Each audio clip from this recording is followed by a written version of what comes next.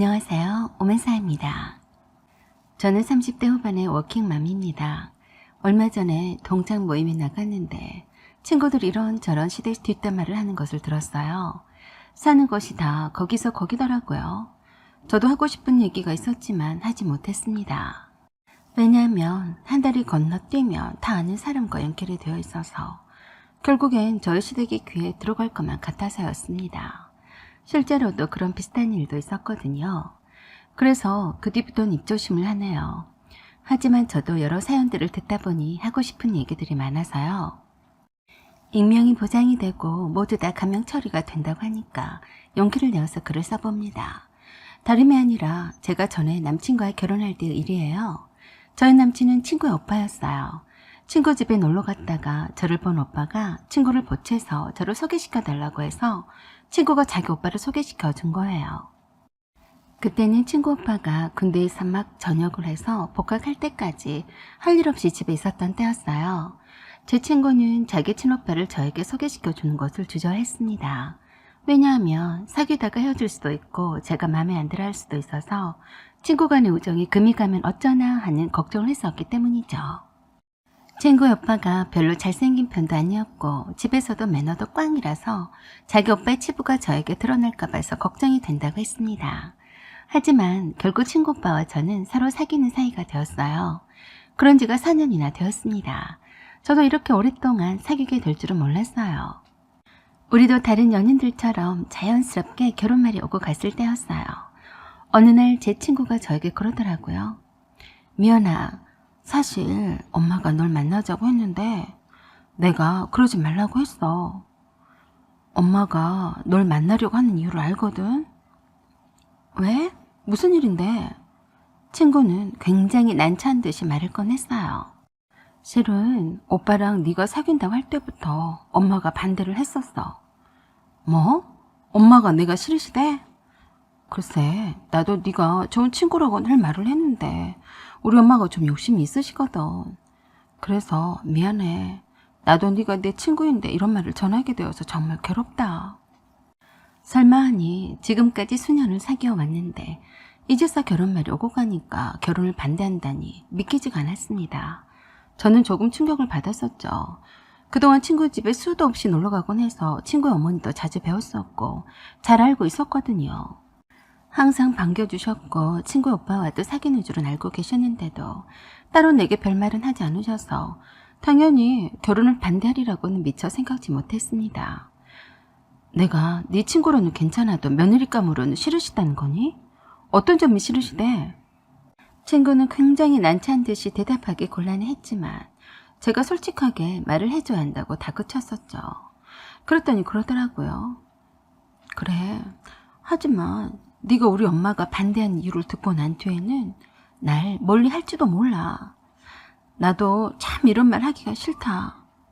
그래도 사실은 사실대로 알아야 한다면서 제가 다그쳐 물었더니 그러더라고요. 우리 엄마가 예전부터 며느리 집안은 꼭 본다고 하셨었어. 우리 집안도 별 볼 일도 없는 그렇고 그런 집안이지만 어른들은 그러시잖니. 혹시 우리 엄마 아빠가 시장 바닥에서 생선 가게를 하시니까 그래서 싫다고 하시는 거니?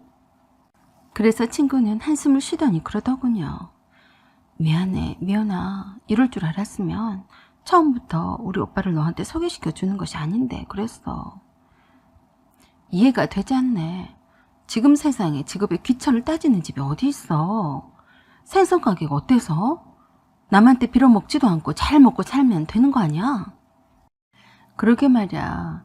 내가 너희네 집이 원래 굉장히 잘 살던 집이었는데 너네 아빠가 사업이 망하고 사기꾼한테 돈도 뜯기고 하는 바람에 생선 가게를 하게 되었다고 그렇게 말씀을 드렸는데도 막무가내야.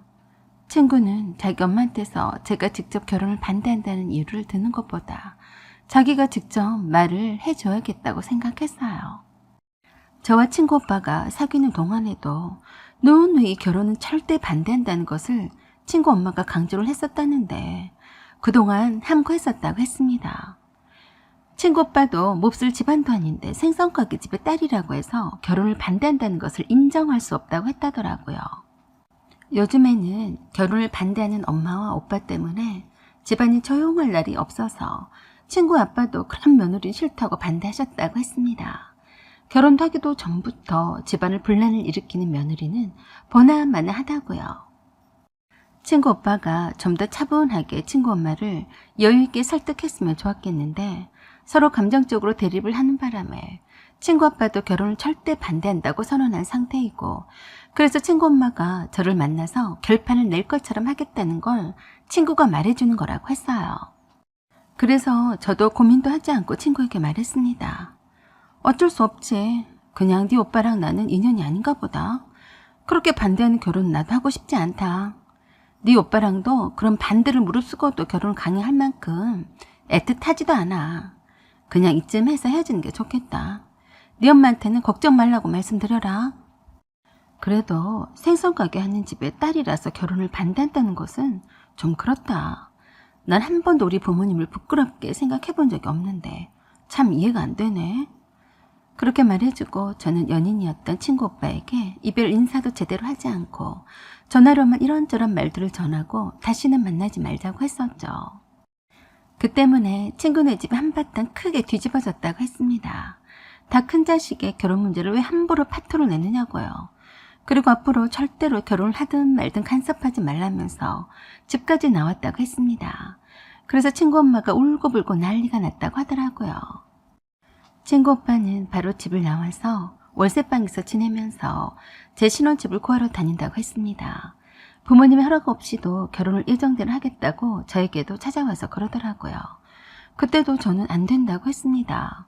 생선가게 집의 딸이라서 싫다는데 그런 시댁을 연을 맺고 싶지도 않다고 했었죠. 저희 부모님께는 속이 상할까 봐서 차마 말씀을 드리지 못하고 있었어요. 뜻밖의 강하게 나오는 친구 오빠의 반발에 친구 엄마도 한풀 꺾였다고 했습니다. 친구의 설득으로 친구 엄마를 겨우 결혼을 승낙하는 쪽으로 마지못해 결론을 내리고 친구 오빠에게 집으로 돌아오라고 했다고 하더군요. 친구 오빠도 그렇고 친구도 그렇고 결혼해달라고 사정을 했습니다. 그저 단지 부모님의 단순한 욕심 때문이니 용서하고 결혼해달라고 그랬었죠. 그래서 절대로 앞으로 생선가게 집의 딸이니 어쩌니 그런 말은 하지 않겠다는 조건으로 저도 상견례를 진행하기로 했습니다. 사실 상견례장에 나갈 때까지도 저는 마음이 풀리진 않았었어요. 예비 시어머니가 되실 분이 마지못해서 자식을 못 이기는 부모의 심정으로 겨우 결혼을 어쩔 수 없이 허락한 모양새인데 저희 부모님을 생선가게를 하는 사람이라서 엄청 무시하고 있을 게 뻔했으니까요. 그래서 저는 상견례에서 예비 시부모님이 말 한마디도 제 부모님께 결례를 범한다면 바로 끝장을 낼 생각이었습니다. 그래서 상견례장에 들어갈 때도 옷도 대충대충 평상시처럼 입었어요. 오랫동안 사귀어왔던 친구 오빠의 남친도 이젠 별로 정이 떨어져가는 느낌마저 들었거든요. 나에 대해서 마음에 들지 않아서라면 할 말이 없었지만 생선가게를 참듯이하며 존경하는 우리 부모님을 욕되게 하는 것을 두고 볼 수는 없었으니까요. 그런 집의 아들과는 결혼도 하기 싫었습니다. 친구와 친구 오빠인 남친이 어찌나 사정을 하며 매달리는지 상견례장까지 왔지만 조금만이라도 거슬리게 하면 뒤엎고 나오겠다고 맘먹었죠. 흔히들 하는 꽃다발도 준비도 하지 않았고 예비 시부모님께 드리는 손편지나 메모 한 장도 준비하지 않았어요. 대신에 친구와 남친 알아서들 준비를 잘 해놓았더라고요. 일부러 시간을 딱 맞춰서 들어간 상견례장에는 남친의 가족들이 모두 와 있었어요. 저희 부모님이 먼저 남친의 부모님에게 인사를 했습니다. 남친의 부모님도 반갑게 인사를 맞이했어요. 그런데 자꾸 남친의 어머니가 저희 아빠를 뚫어져라 쳐다보는 겁니다. 저는 속으로 그랬었죠. 우리 아빠한테 또 이상한 소리를 하기만 해봐. 내가 가만두지 않을 테니까 라고 하면서 벼르고 있었어요. 그러더니 남친의 엄마가 저희 아버지에게 그러는 겁니다. 혹시 탁순태 오빠? 저희 아버지도 갑자기 남친의 엄마에게 김말려 맞지? 네가 말려? 그러더니 이게 뭔 일이니? 그럼 네가 우리 딸의 안싸돈이란 말이냐? 완전히 사색이 되어버린 남친의 엄마는 당황해서 어쩔 줄을 모르더라고요. 저와 우리 엄마와 거기에 있던 다른 모든 사람들이 어리둥절해하고 있었죠. 어떻게 남친 엄마와 우리 아버지가 서로 아는 사이였을까 하고 의아해했습니다. 아빠, 어떻게 아는 사이세요? 정말 이상한 것은 남친의 엄마는 더욱 안절부절을 못하며 두 손을 덜덜 떨고 있었어요. 그런데 아버지는 완전 굳은 얼굴로 남친 엄마를 쳐다보면서 그러셨습니다. 네 아들이 맞니? 원수는 외나무다리에서 만난다더니 감히 도둑놈의 집안인 주제에 내 딸과 결혼을 하겠다고? 라고 하시면서 눈을 부라리며 무섭게 남친 식구들을 하나씩 노려보시는 거였어요. 저는 너무 놀라서 왜 그러시냐고 물었는데 그러시더라고요. 너는 눈이 삐었니? 널리고 널린 게 산의 놈들인데 하필 이런 도둑놈의 집구석의 아들과 결혼한다고 하는 게 말이나 되는 거냐? 저는 아버지가 이렇게 화를 낸 것은 처음 봤습니다. 남친도 흥분해하는 아버지에게 진정하라고 하면서 그랬어요. 장인어른, 진정하십시오. 저희 어머니가 무례하게 했던 말들은 용서해 주십시오. 제가 사죄해 드리겠습니다. 내가 왜 네 장인이냐? 못돼 처먹은 집안의 아들은 내가 사위로 드릴 수 없다. 아, 그리고 네 엄마가 무슨 말로 무례하게 했다는 말이냐? 어서 말하지 못해? 엄청 소리를 고래고래 지르면서 남친을 압박하니까 이실직고를 하더라고요. 남친은 이미 저희 아버지가 생선가게집의 딸이란 이유로 결혼을 반대했었던 사실을 알고서 저렇게 화를 내는 줄 착각했다고 했습니다. 장인어른, 정말 죄송합니다. 저희 어머니가 생선가게를 한다는 이유로 결혼을 반대했었던 거는 제가 대신해서 사죄드리겠습니다. 노여움을 푸세요. 그때까지도 아무 말도 못하고 벌벌 떨고 있는 남친 엄마가 저희 아버지와 아는 사이여서 더욱 실수를 했다 싶어서 저렇게 남친 엄마가 벌벌 떨고 있다고 착각했었다고 하더라고요.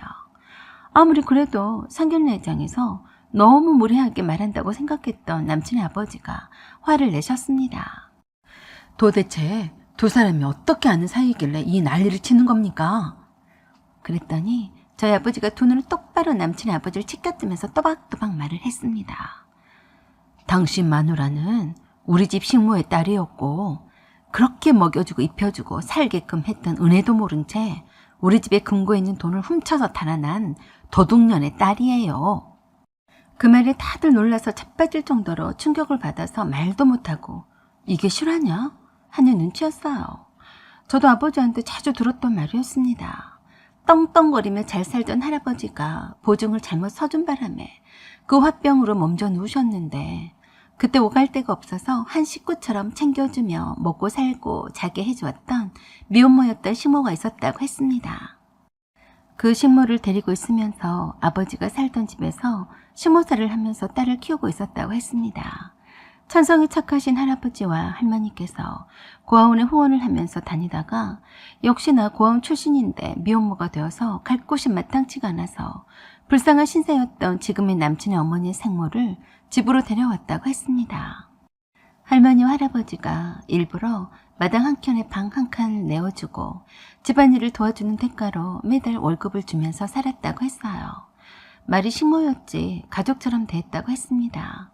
남친의 어머니였던 그 식모의 딸도 할머니가 잘 보살펴 주었기 때문에 아버지도 동생처럼 대했다고 했습니다. 그런데 할아버지가 친척들에게 보증을 사주고 갖고 있던 땅들을 다 날려버린 후로 화병이 나서 몸져 누우셨는데 밤에 잠을 잘 못 주무시게 되어서 가끔씩 병원에서 처방해준 약을 드시고 주무시곤 했었다고 했습니다. 그걸 알고 있던 식모가 할아버지께 그 약을 섞은 물을 마시게 해놓고선 금고의 문을 열어서 마지막으로 남은 돈을 다 빼서 도망쳤다고 했습니다. 더욱 기가 막힌 것은 금고의 비밀번호를 할아버지만 알고 있는 수첩에 적어 놓았었는데 그것을 미리 알아내고서 돈을 몽땅 훔칠 계획을 했다는 것이었다고 했습니다. 그래서 할아버지가 더욱 충격을 받으셔서 뇌졸중으로 쓰러지셨다고 했고 그 후유증으로 돌아가셨기 때문에 용서를 할 수 없다고 했습니다. 남친의 어머니는 저희 아버지 앞에서 싹싹 빌었습니다. 우리 엄마가 한 일이지만 제가 대신에 용서를 빌게 해요. 엄마도 돌아가시면서도 그때 일 때문에 할아버지를 돌아가시겠다고 후회를 많이 했습니다. 제가 이렇게 빌 테니까 용서해 주세요. 다들 놀라서 자빠졌었죠. 남친의 어머니가 아니 그러니까 남친의 외할머니라는 분이 제 할아버지의 돈을 빼앗아 달아난 도둑이었다니 말입니다. 세상에, 생선가게 집에 딸이니 뭐니 하면서 집안이 좋은 며느리를 얻고 싶어 하더니 도둑놈의 집안이라서 그렇게 집안 운운했었나 싶더라고요. 그때 저희 아버지는 아주 상견례장을 초토화시켰습니다. 그 옛날에 고아이고 미혼모라도 진심으로 믿고 받아줬고 가족처럼 잘 대해주었었는데 그런 여자에게 그 힘든 시기인 것도 잘 알면서 할아버지의 돈을 도둑질해갖고 할아버지도 돌아가시겠으니 아버지가 화가 날 만도 했습니다. 이미 오랜 세월이 지나서 고소를 해봤자 소용도 없었지만 그렇게라도 하고 싶은 심정이라고 말씀을 하셨습니다. 서슬퍼런 아버지의 고함에 남친의 가족들은 죄진 사람처럼 아무 말도 못하고 어찌할 바를 모르고 당황했어요. 남친의 어머니만 계속 아버지 앞에서 무릎을 꿇고 용서해주라고만 하더라고요. 남친도 남친의 어머니 옆에 무릎을 꿇고 용서를 빌었습니다. 장인어른 고정하세요. 제가 어떻게든지 보상을 다 해드리겠습니다. 우리 엄마를 용서해 주세요. 그렇게 해서 아버지를 따라서 그냥 상견례장을 나와버렸어요. 그날따라 아버지는 속이 많이 상하셨는지 쓴 소주를 내리마시더라고요. 저는 그런 아버지를 보면서 뭐라고 말을 할 수가 없었어요. 똑똑치 않은 딸을 둔 덕에 하필 그런 도둑놈의 집안의 아들과 결혼을 하겠다고 했으니 얼굴을 못 들겠더라고요. 그리고 얼마 후에 남친이 저를 찾아와서 말을 했습니다. 남친의 어머니 진심이라면서 그때 할머니가 훔친 돈으로 땅을 샀었고 건물도 샀었는데 그것이 수십 배가 올라서 덕분에 호의호식하면서 잘 살았다면서 조금이라도 돌려주고 싶다고 하셨다고요. 그래서 땅을 판 돈의 일부를 제 통장에 넣었다고 했습니다. 확인해보라고 해서 확인해봤더니 수십억 원의 돈이었어요. 그 돈으로 아버지께 상가 건물을 하나 사드리자고 했습니다. 당연히 훔친 돈이라서 돌려줘야 할 돈이라면서 사실은 외할머니가 돌아가실 때 유언처럼 말씀을 하셨다고 하더군요. 찾아서 돈을 돌려주라고요. 그래서 믿건 말건 찾았지만 찾을 수 없었다고. 그래서 남친이 원하는 대로 아버지의 통장 계좌 번호를 가르쳐 주었습니다. 고액의 돈이 아버지 계좌에 입금이 되었어요. 아마도 이자까지 쳐서 넉넉히 넣었다고 하는 것 같았습니다. 아무튼 말로만 용서를 구하지 않고 행동으로 직접 보이더라고요. 그렇지만 저와 남친은 그냥 헤어지기로 했습니다.